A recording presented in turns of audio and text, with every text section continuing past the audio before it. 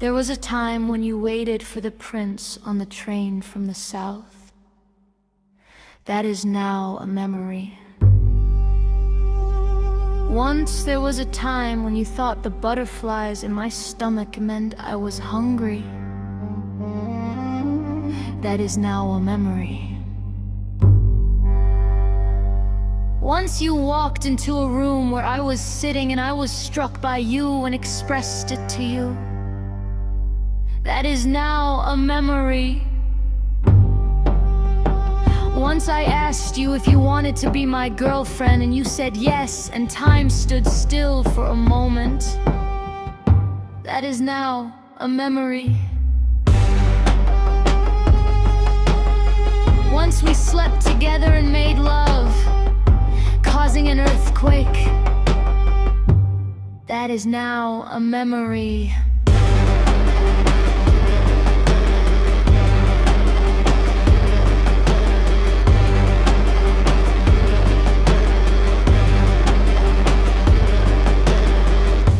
Once you told me that you were married to the sun, and I replied that I am the mountain into which you slowly melt as you set.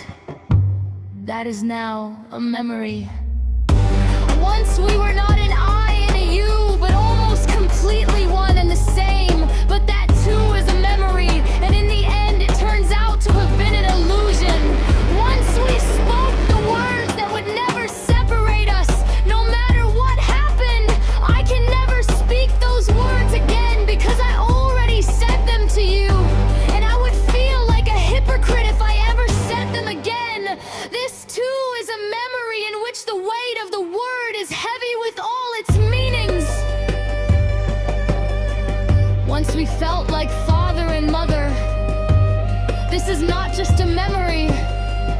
It lives in every moment since both our children were born.